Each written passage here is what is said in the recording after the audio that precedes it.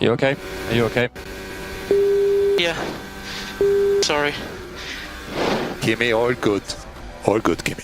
Just ran out of rear grip, but... Those are the words of Toto Wolff, one of the most powerful men in Formula One. 5 minutes. That's how long it took to make a decision that every expert, every analyst, and almost every fan thought was insane. He had Carlos Sainz available, a race winner, a proven champion contender. He had the option to play it safe. Instead, he chose a teenager who had never driven a single lap in Formula One. This is the story of the biggest gamble in modern Formula One, and why Toto Wolff made it without blinking.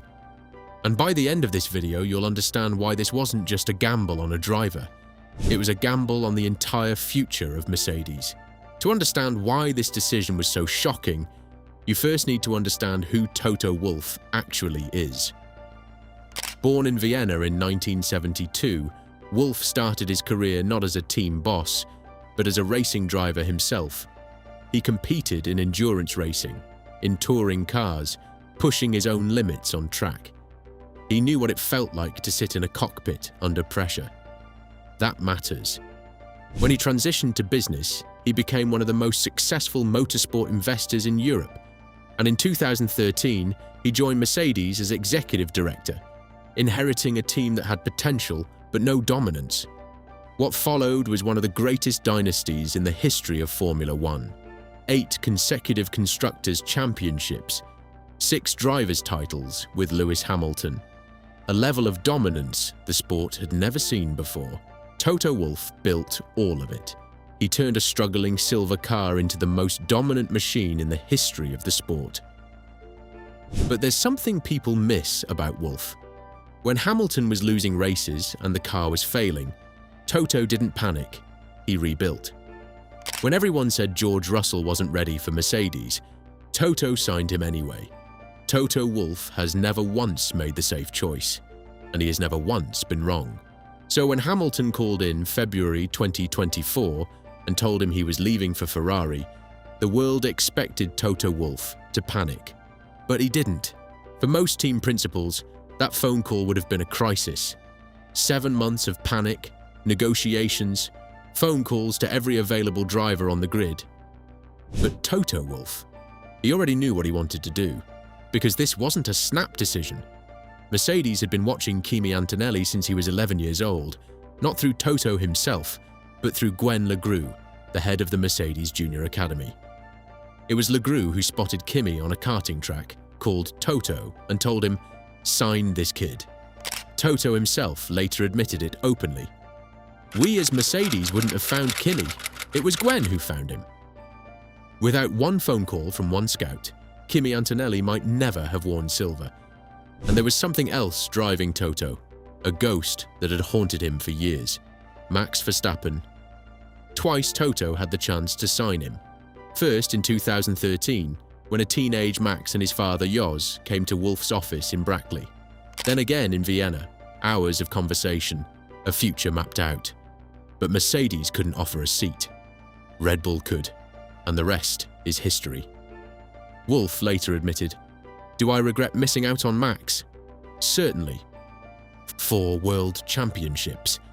Gone to another team." Now, with Kimi, Toto wasn't going to let the next superstar slip through his fingers again. As Guenther Steiner put it, "This is now a little bit of revenge for him. I got the next superstar."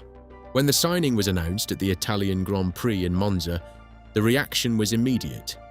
"He's too young. He's not ready. Put him in a smaller team first." Look at what Mercedes did with George Russell. 3 seasons at Williams before the call-up. Why not the same for Antonelli? Carlos Sainz's father, a former rally world champion, called the decision illogical. Pundits questioned whether Wolff had lost his edge. Was this emotion over strategy? But before a single race had even been driven, Kimi Antonelli crashed. Hard. In front of the entire world during practice at Monza. The car destroyed. The radio silent for a moment, and then the headlines came. Brutal, immediate, merciless. Suddenly, Every single doubter had exactly the ammunition they needed. And then the 2025 season started, and for a moment, the critics looked right. Kimi started the 2025 season with promise, points finishes, flashes of brilliance. But then Monza, his home race, in front of the Italian crowd, he crashed. Again, Austria brought more incidents. At Imola, Toto Wolff publicly called his performance underwhelming. The gap to George Russell in qualifying was growing. The whispers were getting louder. The calls grew louder. Bring in Sainz. Demote Antonelli to Williams. Cut your losses.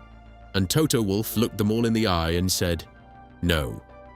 He will stay here in 2026, 100%. That's not the statement of a man second-guessing himself. That's the statement of someone who sees something nobody else can see yet. Shanghai, China, March 2026. Kimi didn't just win his first Formula One race in China. He shattered Sebastian Vettel's long-standing record to become the youngest pole-sitter in Formula One history. And at 19 years old, Kimi Antonelli crossed the finish line in first place, his first Formula One victory. And over the team radio, Toto Wolff's voice crackled through. He's too young, we shouldn't put him in a Mercedes. Put him in a smaller team. He needs the experience. Look at the mistakes he makes.